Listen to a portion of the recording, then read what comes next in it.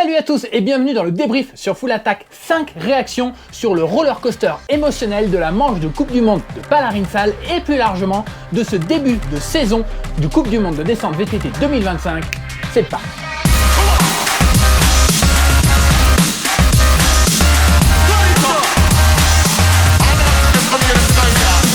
Pour faire des bonnes montagnes russes, à la base, il faut un bon tracé. Et en la matière, la piste de Pala-Rhin-Sal, elle paie pas de mine.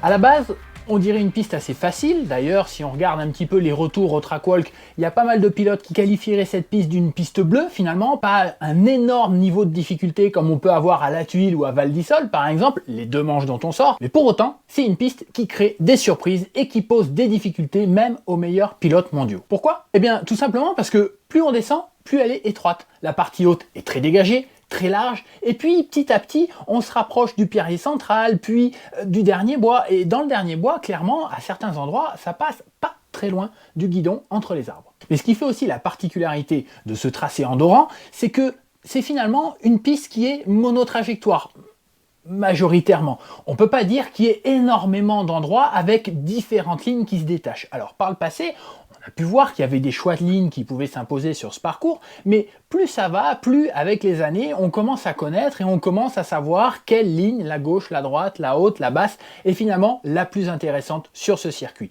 D'autant plus que cette année, une fois de plus, le balisage pouvait avoir tendance à fermer certaines options et clairement envoyer les pilotes dans une trage principale. Ça ne veut pas dire qu'il n'y a pas de choix de trajectoire. On a pu le voir par exemple à l'entrée du premier pierrier, avec Loris Vergier et pas mal de pilotes qui font un inter-inter et qui sautent par-dessus le caillou, et un Loïc Bruni qui lui choisit de rester exter-exter parce qu'il le dit lui-même, sur cette ligne, il peut pousser davantage. Mais grosso modo, c'est pas la dimension latérale gauche-droite de la piste de Pala-Rhin-Sal qui prend la primeur, c'est sa dimension longitudinale. Qu'est-ce que j'entends par là? Eh bien, quand on n'a pas vraiment le choix de faire gauche-droite, on a toujours le choix de savoir à quel point on met les gaz, à quel point on passe vite dans un secteur. Et là, c'est l'autre jeu qui est mis en œuvre sur cette piste de Pala-Rhin-Sal. C'est l'autre dimension qui est un petit peu moins évidente, qui saute peut-être un petit peu moins aux yeux qu'un choix de trajectoire à gauche ou à droite, mais quand même. Ça rejoint le retour de Loïc Bruni, par exemple, qui dit que à plusieurs reprises pendant les recos, il peut avoir le sentiment de se prendre la piste dans les dents, de vraiment que la piste défile trop vite pour ce vers quoi lui s'était projeté, par exemple. Cette autre dimension, on la voit bien quand on rentre dans le petit jeu de Jackson Goldstone et de plein d'autres en piste finalement. Le jeu de tirer des gaps pour trouver un petit appel, une petite récep, ici ou là en piste. Si on regarde le replay de la finale, et vous pouvez vous amuser à ça, tous les pilotes de la finale sont créatifs. Jackson Goldstone, Loris Vergier, Loïc Bruni, Rhys Wilson, Thibaut Daprela, pour vraiment citer que les plus créatifs. Mais je pense que dans chaque run, on voit des pilotes tirer des trucs que d'autres ne tirent pas. Il y a une dimension créative là-dessus, mais ça apporte aussi une difficulté supplémentaire au moment des recos, au moment de l'entraînement, et même dans la manière de construire la semaine de compétition. Pourquoi? Grosso modo, choisir une ligne à gauche ou à droite, un inter ou un exter, ça présente pas une grosse difficulté. Certes, il y a certaines lignes qui demandent de toute façon de la vitesse, une vitesse proche du rythme de course pour être tenue. Certains dévers, aller chercher certains appuis, monter dans certains talus, oui, ça demande une certaine vitesse. Mais globalement, choisir une ligne gauche-droite, c'est assez safe, dans le sens où la plupart du temps, ça permet simplement de faire un premier passage dessus pour voir, puis les passages suivants, en mettre un petit peu plus, monter un rythme pour voir jusqu'où peut tenir cette ligne. Quand on travaille sur la dimension longitudinale, on est beaucoup plus sur une notion de saut. Et tous ceux d'entre vous qui ont déjà une expérience en matière de saut, notamment les doubles, savent ce que ça représente. À un moment donné, on ne peut plus enrouler. On est obligé de tirer. Et à partir du moment où on tire, dans certaines circonstances, on ne peut plus taper court. Dans tous les cas, tous ces petits gaps, tous ces petits sauts demandent une certaine vitesse. Et parfois même, il y en a certains qui demandent tout simplement rien d'autre que la vitesse de course. Sauf que la vitesse de course, quand on commence à jouer aux entraînements, à faire des passages à vitesse de course, forcément, on augmente le risque, on augmente le niveau de risque, on augmente la prise de risque. Et c'est là que rentre en jeu toute la gestion des meilleurs pilotes qui sont capables de mettre juste ce qu'il faut pour reconnaître, mais pas trop, pour pas prendre de risques et pas finir dans un arbre. Souvenez-vous, une année, Amaury Pierron avait fini dans un des arbres, juste à la sortie du pierrier principal, dans le premier bois un petit peu sketchy. Ça avait presque failli lui coûter une saison. Sur cette piste-là, il y a très peu de marge d'erreur. Et je parle pas là des marges d'erreur pour gagner au final, je parle simplement là de la marge d'erreur qui fait qu'on finit pas son week-end comme Troy Brosnan à l'entrée des qualifs avec un bras ensanglanté et toute la confiance perdue. Donc déjà en soi, la piste de Palarinssal, vue sous cet angle-là, c'est un sacré roller coaster. Bon, mais on n'est pas pour autant en train de jouer à la roulette russe avec ce tracé endorant. Par le passé, il y a pu y avoir des pierres qui se baladaient, beaucoup de poussière qui puissent rendre un petit peu la lecture de piste et ce à quoi s'attendre un petit peu compliqué. Mais cette année, il faut vraiment noter qu'il y a eu un gros travail en piste de la part des trail builders de Palarinssal. J'entends par là que malgré la tempête, malgré les heures de travail passées en piste, le résultat était vraiment pépite en finale. Alors bien sûr, il y a eu la pluie, l'orage qui a lessivé et nettoyé une bonne partie de la poussière, mais on sait aussi que les trail builders sont restés en piste très tard dans la nuit pour enlever ce qui pouvait rester de terre, ce qui pouvait rester de poussière et surtout faire en sorte qu'il y ait le moins possible de rochers qui soient fuyants sur la piste, que ce soit le plus safe possible. La piste était relativement safe et surtout au sol on avait l'impression d'avoir de la Hero Dirt, ça avait l'air pépite à rouler. Bon, on a planté le décor, maintenant on va s'intéresser à ce qui s'est passé en piste et pour les courses. Enfin, pour ceux qui ont eu la chance de rouler en finale. D'ailleurs, c'est le point d'après de ce débrief, le roller coaster émotionnel de la compétition des juniors. On enchaîne. It's time for a new challenge. To bring our passion, our engineering, our DNA to downhill. A new bike, but not a new story. Just the next step in a long journey. Since the start, we've reinvented the path. From tradition to change, from road to mountain, from innovation to excellence. We push limits. We evolve. We create. We redefine. It's what we do. Drawn to the relentless evolution of competition. It's inevitable. It's in our nature. Until this, not just a bike. The pinnacle of our journey. Everything sums up.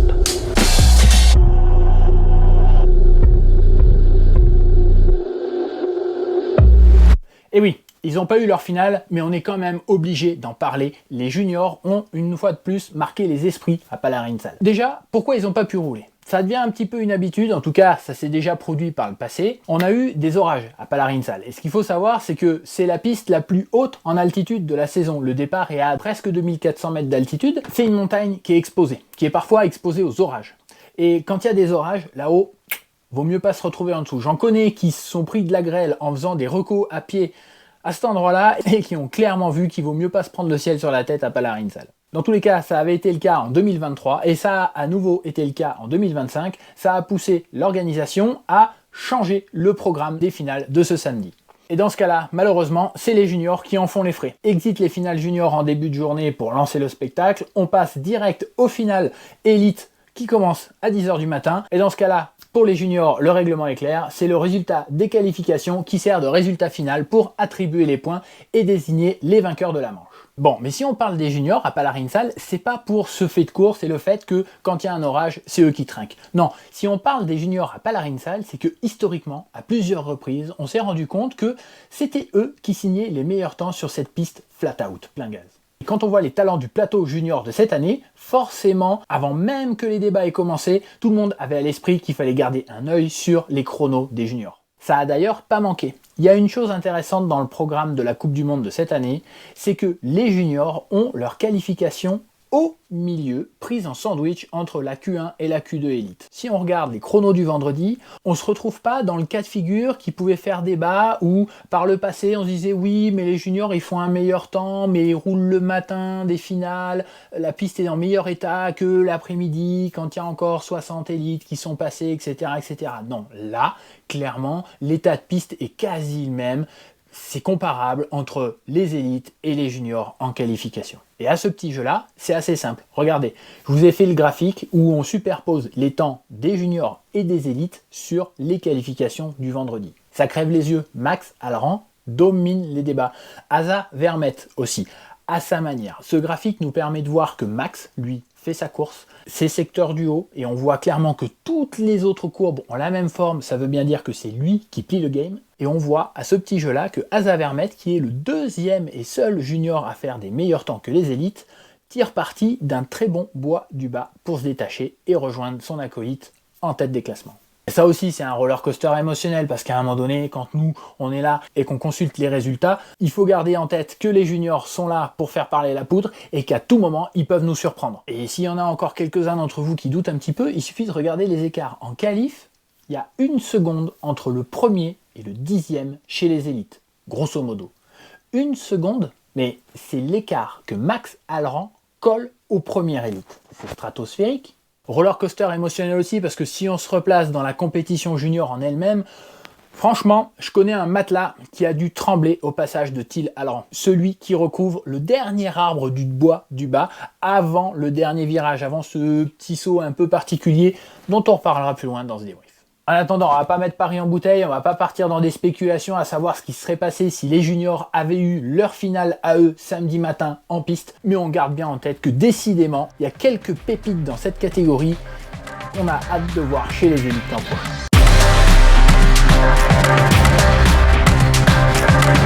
Allez, on continue ce débrief de Palarin-Sal 2025 sur la thématique des montagnes russes avec la compétition des filles. C'est simple, si on prend Valiol, Tennessee Grave, Gracie M. Street et Miley Johnset, quand on écoute leurs réactions d'après-course, chacune a pas vraiment l'impression d'être là où elle pensait, espérait ou devrait être. Pour Vali, ça fait plusieurs courses qu'on en parle. L'état de forme, l'état de santé même, est pas au beau fixe. Cette semaine, en plus de la dynamique un petit peu particulière de ce début de saison, Vali a déclaré clairement et a fait savoir qu'elle était malade. On l'a clairement vu sur les images à l'arrivée, notamment avec une présence médicale, quelque chose qui s'apparente à des difficultés de respirer. On ne sait pas si c'est des symptômes d'asthme, si c'est un mal de gorge ou si c'est autre chose, mais en tout cas, on voit clairement qu'elle a tout donné, qu'elle a attaqué pendant le run, que pour le coup, Val-Nord, c'est une piste assez courte et que peut-être ça lui a permis d'un petit peu moins souffrir que sur des longues pistes comme Val d'Isole ou la Tuile, mais il n'empêche que quand même, on la voit clairement très marquée à l'arrivée. Alors pour le coup, quand on voit l'attaque qu'elle a mis, quand on voit le secteur du haut qui lui profite bien, on pouvait se dire à un moment donné dans son run que ça y est, peut-être que le déclic allait arriver et que malgré la difficulté, malgré l'adversité, moi à un moment je me suis dit, waouh, ça va peut-être passer, ça va peut-être faire du bien, d'autant que finalement, si on regarde bien, Palarin-Sal, c'est la dernière piste en date où Valiol a remporté une course à l'international. C'est pas passé loin, mais ça fait 2 pour moi.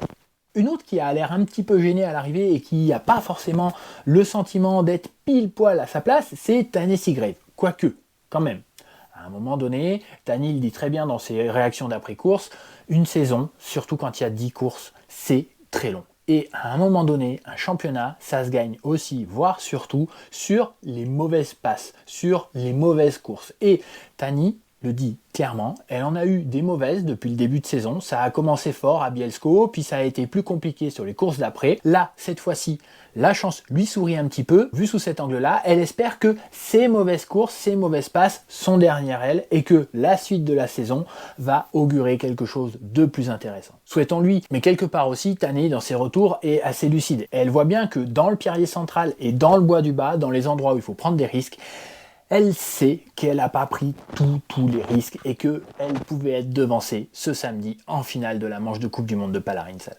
D'ailleurs, ça a failli avoir lieu. Pour ça, il faut regarder la course de Gracie M. Street qui, elle aussi, clairement, peut avoir le sentiment de ne pas être à sa place au final. Elle finit top 5, c'est beau.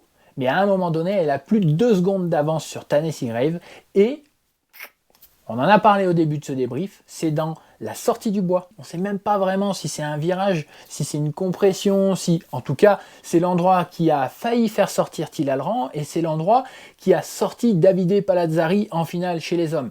D'ailleurs, si on remonte un petit peu dans le temps, moi j'ai comme une image d'un Dakota Norton qui se met au tas alors qu'il était vraiment parti pour faire un gros résultat sur cette piste. Il me semble que c'était l'an dernier aux mondiaux. Et bien cette fois-ci c'est Gracie M. Street qui passe à la casserole à cet endroit-là. Un petit coup de raquette de la roue arrière, elle n'a pas le temps de corriger, ça l'envoie en travers sur le dernier saut, par terre. Ce qui est beau c'est qu'elle se relève vite et qu'elle passe la ligne 5e, mais le mal est fait.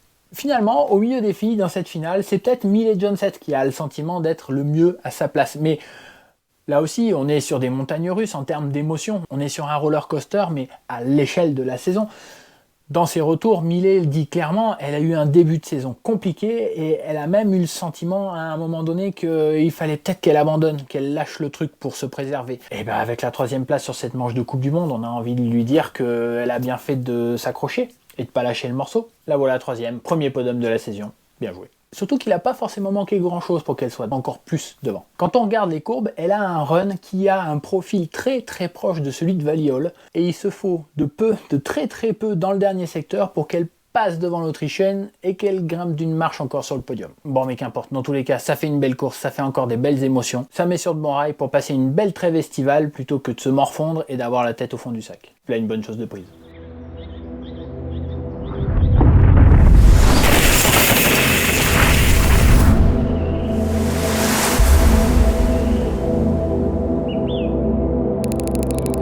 Words go here.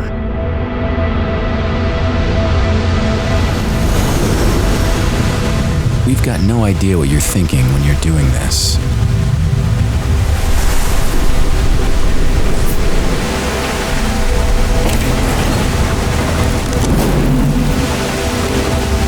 How can you put into words a feeling that defies definition?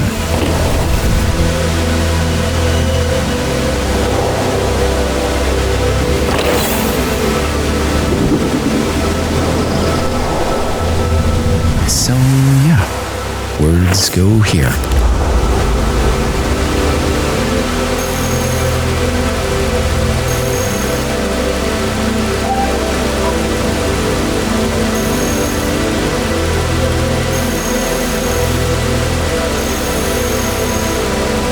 The all-new Speedframe RS.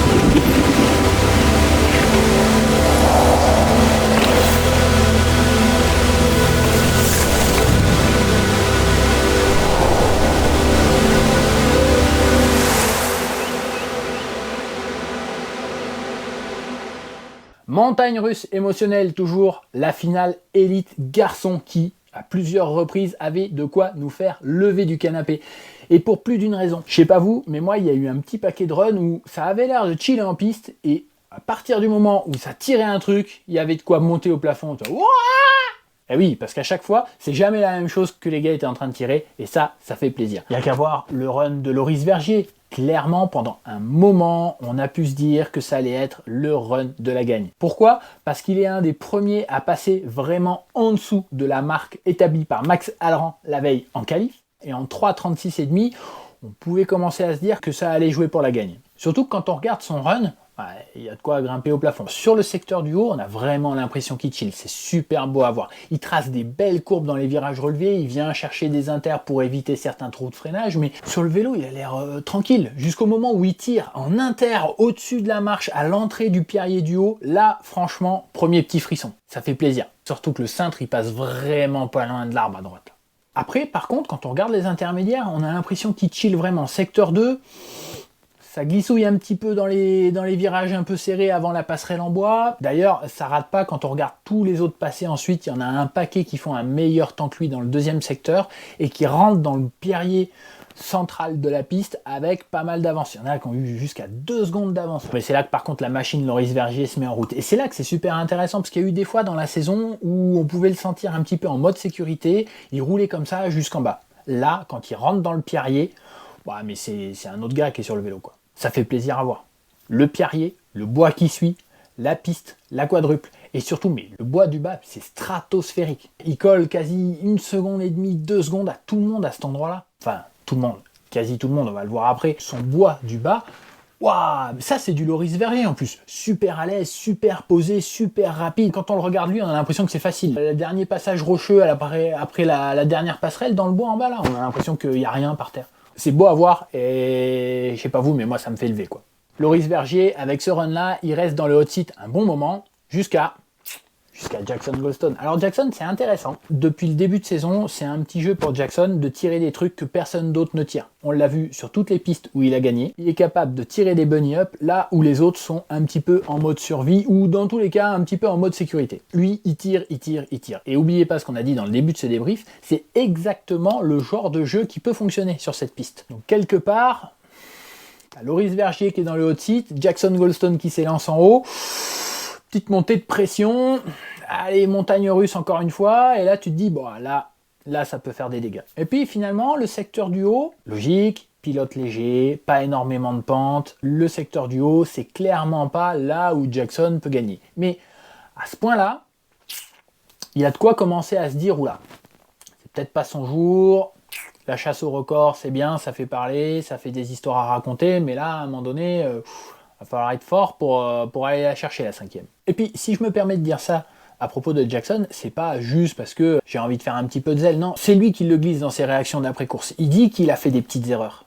Il dit que sur cette piste-là, il n'y a pas de place à l'erreur. Il en a conscience, et autant il y a d'autres tracés sur lesquels il a réussi à compenser ça, des tracés techniquement plus difficiles, où il y a un petit peu plus de marge d'erreur, là non.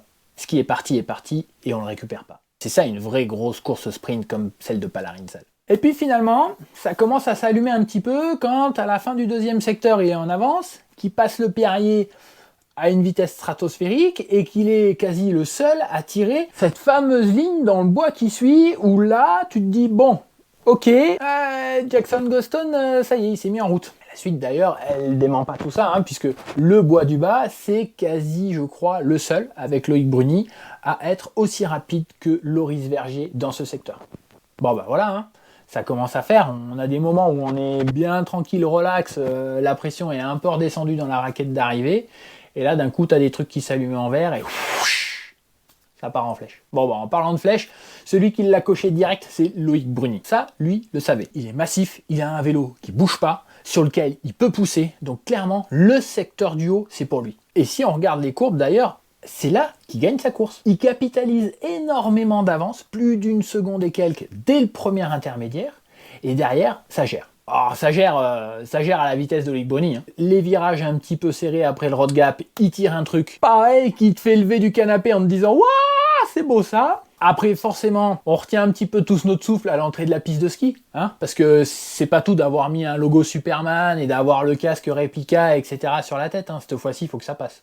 Ça passe. Et là où c'est encore plus beau, c'est le dernier bois. Clairement, c'est hyper rapide. C'est rapide à la Bruni. Autant Loris Vergier, on a l'impression que c'est facile, on a l'impression qu'il vole, on a l'impression que c'est fluide. Autant Jackson Goldstone, il fait des petites erreurs, il a toujours ses petits déséquilibres, mais on sent que ça passe sur un fil et que voilà. Autant Loïc Bruni, lui, on a l'impression que quand il passe, il fend les cailloux, quoi. Je veux dire, s'il en reste quelques-uns en travers, c'est bon, il les dégage, quoi. Pour illustrer un petit peu tout ça, on jette un petit coup d'œil aux courbes de la course, et c'est là qu'on se rend compte de deux choses. La première, c'est que Loïc Bruni écrase la course, c'est-à-dire Super Bruni survole la manche de Coupe du Monde de Palarin-Sal 2025. Clairement. Je vous l'ai dit plus tôt dans ce débrief en parlant de la course des juniors. 1 seconde d'écart sur cette piste, c'est monumental. Elle y est là, la seconde d'écart pour Bruni. Il y a même 1 seconde d'écart par rapport à Jackson Goldstone 2e et encore 1 seconde de plus par rapport à Loris Vergier 3e. Mais dans tous les cas, ce qui rassemble ces trois pilotes-là, c'est que sur le bas de la piste, on va dire à partir du moment où on traverse la piste de ski avec la quadruple, eux savent faire un bas de piste largement plus rapide que tous les autres. Ça se voit clairement parce que Loïc Bruni remporte le dernier secteur, et ça se voit aussi clairement sur les courbes, parce qu'on voit très bien que c'est là que Jackson Goldstone et Loris Vergier s'extraient du paquet qui lui file inexorablement vers le haut, et sur lequel Loïc Bruni continue à creuser le temps.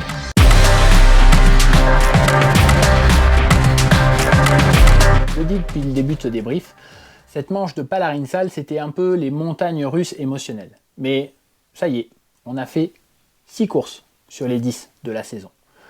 On va attaquer le break estival. La prochaine, c'est fin août, au G. Avant ça, c'est donc un petit peu l'heure du bilan. Et cette notion de montagne russe, j'ai envie de vous dire que moi, c'est quelque chose que je ressens depuis le début de la saison, à différents égards. Exemple, il n'y a plus la protection des favoris et des meilleurs pilotes au classement général de la Coupe du Monde. Et ça fait une sacrée différence. Ça fait une différence parce qu'il y a clairement des pilotes qui, un week-end, ont du mal, passent par la Q2, ou se font sortir en Q2, ne roulent pas en finale, et qui la semaine d'après passent dès la Q1, dans un rebond d'orgueil ou de confiance ou d'engagement. Ça, c'est les montagnes russes émotionnelles qu'on vit depuis le début de la saison. C'est valable pour les pilotes, c'est aussi valable pour les teams. Prenez Intense, par exemple.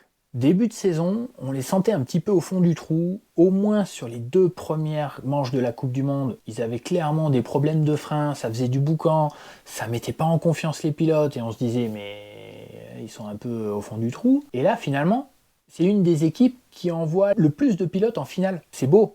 C'est un beau rebond, à la fois symbolisé par le podium de Millet Johnset et qui est aussi symbolisé par le meilleur temps en qualif et la chute qui crève un peu le cœur de Juan Fernando Vélez, mais quelque part, c'était beau à voir. Et on se dit que, ça y est, ça commence à venir.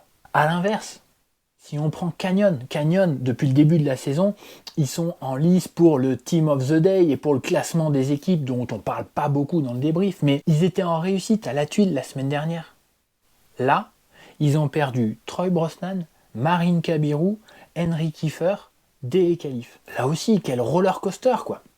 On passe du tout à rien en très très peu de temps. En tout cas, c'est quelque chose que j'avais envie de souligner parce qu'on fait un petit bilan de mi-saison là, et avant de s'intéresser aux classements généraux, c'est aussi intéressant de donner ce genre de feeling là et ce genre de ressenti. D'ailleurs, je viens de vous dire, les classements généraux, on s'y intéresse, et pour ça, je vous ai préparé quelques petites courbes assez intéressantes. Cette fois-ci, je vous ai tracé un petit peu l'évolution du nombre de points marqués par les pilotes. Et c'est là qu'on voit qui se détache et quelles sont les tendances au sein de chaque catégorie. C'est là, par exemple, qu'on voit que chez les juniors filles, Rosa Zierl a fait une première différence. En termes de points, elle a presque une victoire d'avance sur Aletta Osgaard, qui est deuxième, qui elle-même a presque encore une victoire d'avance sur Eliana Hulsebosch. Donc clairement, quand on regarde les courbes, on voit que c'est un duel qui se dessine en tête de la catégorie junior féminine. Même courbe, mais cette fois-ci chez les juniors garçons, là pour voir qu'il y a un quatuor en tête. On a Max Alran, qui a repris la tête après l'avoir perdu la semaine dernière à la tuile au profit de son frère.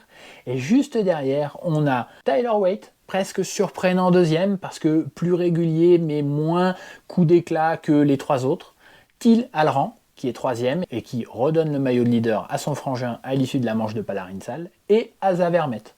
Ces quatre-là, ils ont presque une victoire d'avance sur Holly Clark. Holly Clark qui a gagné une course cette année, mais qui, le reste du temps, a aussi marqué les esprits en se mettant notamment une sacrée timbale à Palarinsal. Il en sort sans rien, a priori, mais c'est impressionnant.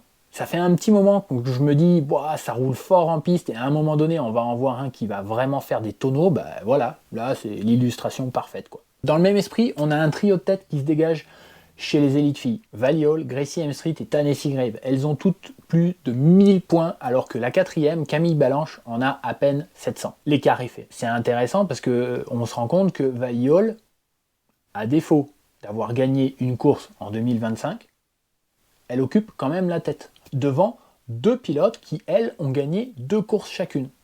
Comme quoi, il ne suffit pas de remporter des courses, il faut aussi être hyper régulière. Et à ce petit jeu-là, Vali Hall, elle a son expérience, sa bouteille, ses capacités et son niveau de base pour elle. Et si on applique à Vali Hall la logique d'une Tennessee Grave qui se dit que c'est dans les mauvais moments qu'on gagne un championnat, si ce début de saison de Vali Hall c'est son mauvais moment de la saison, ça promet pour la suite. Je sais pas si vous avez remarqué, mais Gracie Hemstreet, elle est hyper stylée en piste. Et quelque part, Vali Hall, c'est un petit peu la même chose. Je veux dire, j'aimerais bien faire un concours de whip avec les deux là. Et franchement, moi j'aimerais bien qu'à un moment dans cette saison, les deux ferraillent en piste avec un niveau de forme au summum pour voir qui l'emporte et pour voir comment la bataille se déroule, quoi. Bon, en attendant, on boucle ce débrief en regardant les courbes de l'évolution du classement général des élites garçons, avec là aussi une sacrée différence qui est faite. Le duel qu'on attendait tous, Loïc Bruni qui a plusieurs fois gagné le général de la Coupe du Monde ces dernières années et l'étoile montante du sport, Jackson Goldstone, qui lui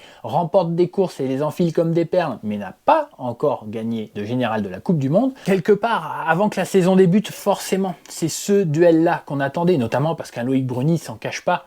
Plusieurs reprises par le passé, il a dit, ne serait-ce que l'an dernier, ouais, je la remporte, ouais, je suis devant, etc. Mais attendez que Jackson revienne et on verra ce que ça donne. Et ben ça y est, il est là le duel. Clairement, ces deux-là, ils ont plus de 1200 points de marqués sur 6 courses, alors que Loris Vergier, qui est troisième, en a 900. Donc déjà, là aussi, il y a une victoire d'avance pour les deux qui sont en tête par rapport au troisième. Il y a un break qui est fait et un duel qui s'engage. Loris Vergier, lui, c'est finalement depuis la tuile, Val d'Isole, qui sort la tête de l'eau et qu'il se détache par rapport aux autres. Alors, bien aidé aussi par le fait que Amaury Pierron, qui était dans le coup en début de saison, est rentré un petit peu dans le rang parce que clavicule cassée, pas de points marqués à Val d'Isole, cœur brisé, il rate un piqué sur la quadruple à Palarinsal et pareil, il marque pas beaucoup de points alors qu'il était parti pour faire un beau top 10, voire peut-être même mieux. Dans tous les cas, Loris, lui, il a 900 points et quelques et derrière lui, ça suit à 700 points et des brouettes. Est-ce qu'un Loris Vergier, avec les 4 courses qui restent dans la deuxième partie de la saison, peut être capable de revenir sur les 2 monstres qui sont devant et qui ont presque une victoire d'avance? Il y a une trêve estivale, il peut se passer plein de choses. Chacun va rentrer un petit peu chez lui et organiser son été à sa manière pour revenir en forme au G et embrayer sur les championnats du monde à Champéry. On a le temps de voir venir. Tout ça, c'est fin août et mi-septembre. Ça arrive d'ici quelques semaines. En attendant, moi, je vous remercie pour cette toute première partie de saison. Passez à nous suivre sur Full Attack avec ce débrief. Une fois de plus, si vous voulez réagir, on en parle en commentaire. Je me ferai un plaisir de lire tout ça et de réagir avec vous. Merci de votre attention, portez-vous bien, passez un bon été. On se retrouve très vite sur Full Attack. Ciao, ciao.